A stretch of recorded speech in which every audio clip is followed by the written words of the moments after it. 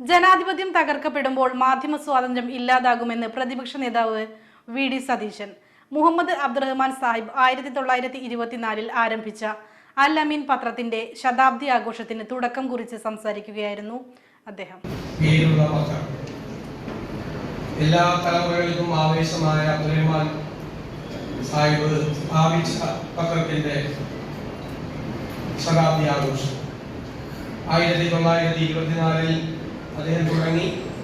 1939 ബ്രിട്ടീഷുകാർ കണ്ടുകിട്ടിയ പത്രം, അദ്ദേഹത്തിന്റെ പോരാട്ടങ്ങൾ മാധ്യമങ്ങളിലൂടെ അല്ലാതെ രാഷ്ട്രീയ നേതാവ് എന്ന നിലയിൽ, പൊതുപ്രവർത്തകൻ എന്ന നിലയിൽ, പത്രപ്രവർത്തകനും എഴുത്തുകാരനും എന്ന നിലയിൽ 47 വയസ്സുവരെ മാത്രം ജീവിച്ച അബ്ദുറഹ്മാൻ സാഹിബ് നടത്തിയ പോരാട്ടങ്ങളുടെ കഥ.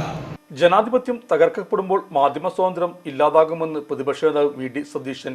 അധികാരികൾ ഏകാധിപതികളായി മാറുമ്പോൾ അവരെ ഭയം പിടികൂടുമെന്നും അത് തിരുവനന്തപുരത്തും ഡൽഹിയിലും മോസ്കോയിലും ബുഡാപെസ്റ്റിലും ഒരുപോലെ തന്നെയാണെന്നും ഇദ്ദേഹം പറഞ്ഞു.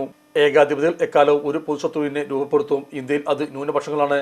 മാധ്യമങ്ങളെ വിലക്കെടുത്തും വിദ്വേഷ ക്യാമ്പയിൻ പ്രചരിപ്പിച്ചും ഭൂരിപക്ഷത്തെ ന്യൂനപക്ഷങ്ങൾക്ക് എതിരായി തിരിക്കുകയാണ്. അതിനെ ചെറുക്കാൻ എല്ലാവരും ഒരുമിച്ചാൽ മാത്രമേ മതനിരപേക്ഷ രാഷ്ട്രത്തിലേക്ക് തിരിച്ചു പോകാനാകൂ എന്നും വി ഡി സതീശൻ പറഞ്ഞു. DCC പ്രസിഡന്റ് VS ജോയ് അധ്യക്ഷനായിരുന്നു.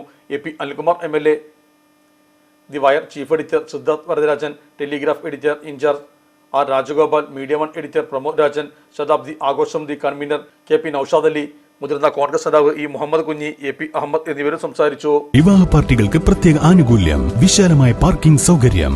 Sahara golden diamonds, Kottappadi, Malappuram. Phone 9744 912 916.